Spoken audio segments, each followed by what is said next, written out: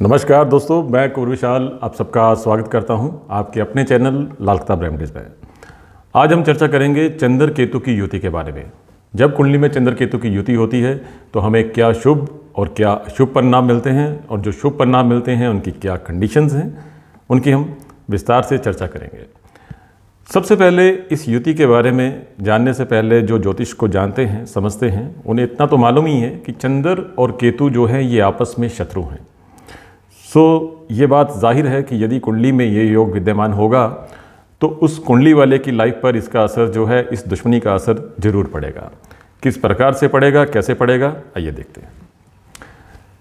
देखिए दोस्तों, सबसे पहले जब ये युति कुंडली में होगी, जब भी ग्रहण होता है, चाहे वो चंद्र केतु से हो, चाहे वो सूर्य राहु से हो, जब ये दो कंडीशंस, दो योग होते हैं या दोनों में से कोई एक योग होता है तो उस समय बृहस्पति की जो पावर है वो काफ़ी कम हो जाती है, वीक हो जाता है। बृहस्पति मायने तो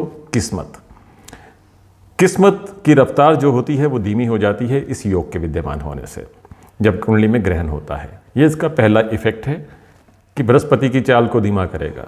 दूसरा, जब चंद्र केतु की युति कुंडली में होगी तो ऐसे इंसान की जो एजुकेशन है, पढ़ाई है, उसमें बाधा जरूर आती है। ये इसकी दूसरी शर्त है। तीसरी, आफ्टर द एज ऑफ 45-48 यानी 45-48 साल की उम्र के बाद ऐसे इंसान को यूरिनल प्रॉब्लम, पेशाब संबंधी रोग आते हैं, जोड़ों में दर्द होता है, जिस्म दुखता है। ये भी इसकी एक निशानी है। अब दोस्तों, ये योग कुंडली में आ चुका है, मगर कहीं कहीं ये योग शुभ फल भी देता है। पहले हम शुभ फल के बारे में आपको बता देते हैं।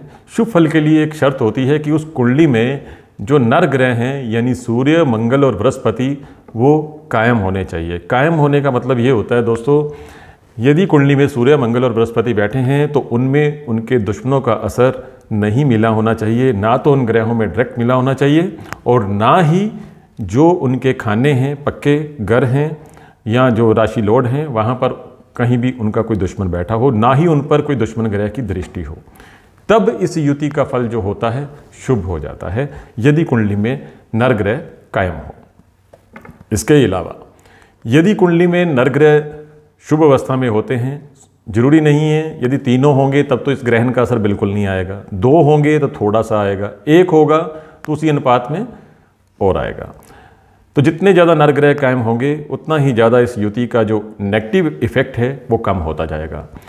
अब इसकी सबसे बड़ी निशानी क्या होती है दोस्तों, जब ये युति कुंडली में होगी तो नर ग्रह जब कायम होंगे तो ऐसे इंसान की 28 साल की उम्र से खुशी के मौके आने शुरू होते हैं, जंगल में मंगल होता है। कहने का मतलब ऐसा इंसान अपनी जीविका उपार्जन जो भी ये काम करता है उसमें अच्छी तरह से सेट हो जाता है, और शादी ब्याह बच्चे वगैरह जो हैं इसी मध्य हो जाते हैं। 28 से लेके जो 33 तक का अरसा है इसके लिए काफ़ी ज़्यादा शुभ जाता है यदि नर ग्रह कायम है। इसके अलावा यदि कुंडली में बुध ग्रह भी कायम है, बुध बड़ी सॉलिड पोजीशन में कुंडली में बैठा है, तो ऐसे इंसान का जो पिछली अवस्था है बड़ी अच्छी जाती है। लाइफ का पहला चैप्टर जो है वो 35 तक, दूसरा 35 से बाद का, 2 35 साल चक्कर के हिसाब से लाइफ में सर्कल होते हैं जो मेन है इंसान की ज़िंदगी में।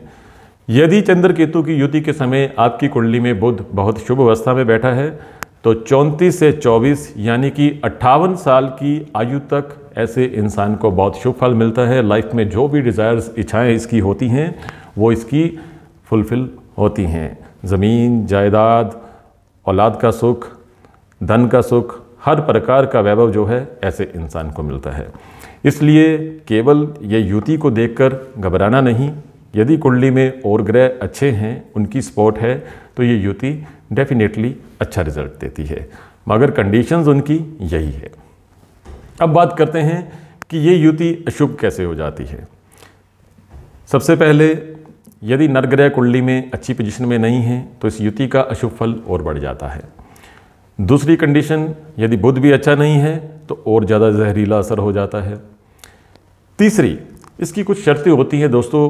हमारी कुंडली में जो भी योग होते हैं, योग तो अनेकों प्रकार के हैं, मगर यदि ये योग कुंडली में होगा, ऐसे इंसान की 3 शर्तें हैं। पहली, घर में कभी भी ऐसा इंसान, यदि परिवार में किसी के भी चंद्र केतु की युति है तो घर में कभी दूध फाड़कर पनीर मत बनाइएगा। दूध फाड़कर पनीर बनाएंगे तो आप चंद्र केतु की युति को एक्टिवेट कर रहे हैं और वो युति आपको डोमिनेट करेगी, जिससे कि आपका पीस ऑफ माइंड बिल्कुल डिस्टर्ब हो जाएगा। लिक्विडिटी, कैश की कमी आनी शुरू हो जाती है, जॉइंट्स में प्रॉब्लम्स आनी शुरू हो जाती है, माता दादी को दिक्कत आनी शुरू हो जाती है, उनको हेल्थ इश्यूज़ आने शुरू हो जाते हैं। तो इसलिए ये पहली शर्त है, घर में दूध फाड़कर पनीर बिल्कुल नहीं बनाना, यदि ये युति है तो खासकर बिल्कुल नहीं। दूसरा योग, यदि चंद्र केतु की युति कुंडली में विद्यमान है तो एक बात का ख्याल रखिएगा कि ऐसे इंसान को जब भी कोई वॉशरूम वगैरह जाना है, कहीं टॉयलेट जाना है, तो पहले फ्लैश करना है फिर यूज़ करना है। यानी कहने का मतलब पेशाब के ऊपर पेशाब किया तो ऐसे इंसान दूसरे का रोग अपने अंदर ट्रांसफ़र कर लेगा। इस बात को खास कर ख्याल रखिएगा। कहीं भी आप ये चीज़ वॉशरूम वगैरह यूज़ करते हैं तो सफाई का खास कर ख्याल रखना है, वरना जो दूसरे की बीमारियां हैं वो इस योग वाले में ट्रांसफ़र हो जाती हैं और शरीर जो होता है उसका रोगी होना शुरू हो जाता है। तीसरी बात, चंद्र केतु की युति के समय जो एक और विशेषकर ख्याल रखना है, जब ये युति होगी तो उस समय जैसे किसी भी इंसान के ये योग है और उसकी पत्नी के बच्चा होने को है, गर्भवती है, डिलीवरी का समय आ गया है, मालूम नहीं लड़का है कि लड़की है, जो भी बच्चा आएगा, मगर ऐसे इंसान को चाहिए कि ये अपनी माता को जब तक डिलीवरी नहीं होती उस बच्चे को ना देखने दे। यानी कि कहने का मतलब यदि बेटा होता है तो इसकी माता कुंडली वाले की 1.25 महीना लगभग 43 दिन उस बेटे का मुंह ना देखे, उसके बाद उसका मुंह देखे तो दादी और पोता दोनों सुखी रहेंगे, वरना दोनों में से एक को कोई ना कोई प्रॉब्लम सेहत संबंधित या कोई ना कोई बहुत मेजर इशू जो है वो आते हैं। तो इस बात को दिमाग में रखिएगा, क्योंकि चंद्र जो है वो दादी है, केतु जो है पोता है, तो दादी पोते का मेल यहाँ पर थोड़ा मुश्किल हो जाता है। और इसलिए यदि ये आप समय रहते एपिसोड देख रहे हैं तो आप इस बात का ख्याल में रखिएगा। इसके अलावा दोस्तों, अलग अलग खानों में इसके अलग अलग प्रकार से फलादेश है, वो भी मैं आपसे शेयर कर देता हूँ। 1 और 8 में, खाना नंबर 1 और 8 में इस युति का असर जो होता है काफ़ी मंदा होता है, पढ़ाई में विघ्न पड़ता है, एजुकेशन का पूरा लाभ लेने में दिक्कतों का सामना करना पड़ता है, नाना नानी इनको जो है प्रॉब्लम आती है, इनको टांगों के रोग होते हैं, जॉइंट्स प्रॉब्लम आती है, शुगर की प्रॉब्लम्स आती हैं, इस प्रकार के रोग यहाँ पर देखने में मिलते हैं। खाना नंबर 3 में भी थोड़ा सा ये फल जो है नेगेटिव ही हो जाता है। 34 की एज तक काफ़ी ज़्यादा इन चीज़ों का सामना करना पड़ता है। वही नानी की हालत भी है जो मंदी हो जाती है, उसको टांगों में प्रॉब्लम आती है, खुद की पढ़ाई में रुकावट आती है, कैश लिक्विडिटी की कमी आती है। खाना नंबर 4 में यदि ये युति होती है तो कुंडली धर्मी हो जाती है, तो फिर इस युति का इतना मंदा असर नहीं आता, मगर धर्मी का मतलब ये है कि ऐसा इंसान धर्म के अनुसार रहने वाला हो। कहने का मतलब शराब, शबाब और कबाब इन चीज़ों से दूरी बना के रखे, ऐसा कोई काम ना करे जो कि गुनाह हो। खाना नंबर 6 में ये युति काफ़ी मंदी मानी गई है, ना केवल इस जातक के लिए बल्कि इसकी माता के लिए भी काफ़ी ज़्यादा जीवन में दिक्कतों का सामना करना पड़ता है। खाना नंबर बाकी 8 में एजुकेशन में रुकावट आती है 18 साल के करीब, और खुद का जब संतान होती है तो उस समय भी दिक्कतों का सामना करना पड़ता है। तो इस चीज़ से बचाव के लिए कानों में सोना पहने और कुत्ता पालें। इसके बाद जब ये युति खाना नंबर 9 में होती है तो एक बार तो इसके बुज़ुर्गों को, जिस परिवार में ये जन्म लेता है, नीचे ज़रूर लेके आती है, फिर वो दोबारा से रोशन होते हैं जब इसके घर में बेटा पैदा होता है, या आप जहाँ पर रहते हैं आपकी गली में यदि कोई बीच बच्चे दे देती है और वो बच्चे आपके घर में दे देती है, तो उसके बाद ऐसे इंसान के भाग्योदय की निशानी शुरू होती है।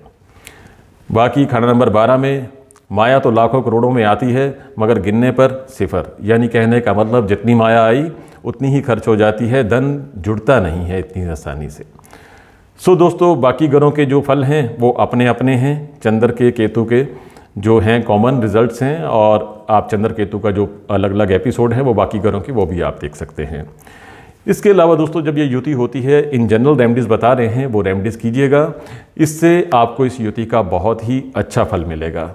सबसे पहली रेमेडी है कि इस युति वाले को चाहिए कि ये इंसान जो है हरी चीज़ों का दान कॉन्टिन्यूज़ करता रहे। जैसे गाय की सेवा कर दी। यदि आपके पास ये प्रोविज़न नहीं है, किसी ऐसी जगह पर रहते हैं जहाँ पर कि ये गाय आसानी से अवेलेबल नहीं होती, तो आप माँ दुर्गा की उपासना कीजिए और पक्षियों को जो है हरी मूंग, ग्रीन वाली जो दाल होती है, हरी मूंग साबुत, वो दाल रात को भिगो करके सुबह डालिए। इस रेमेडी को करने से आपको बहुत ही अच्छे रिजल्ट मिलेंगे। अपनी बहन, बुआ, उनकी रिस्पेक्ट कीजिए, अपनी बेटियों की रिस्पेक्ट कीजिए।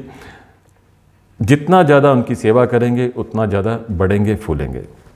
सो दोस्तों, ये थे चंद्र केतु की युति के फल, शुभ और अशुभ और इनके उपाय। यदि आप ये उपाय करते हैं तो डेफिनेटली आपके जीवन में बहुत ही सुधार होगा और लाइफ में बहुत ही खुशियाँ आप अवेल करेंगे। इस प्रकार की और भी जानकारी हम आपसे शेयर करते रहेंगे। हमसे जुड़े रहिएगा, खुश रहिए, आबाद रहिए। धन्यवाद।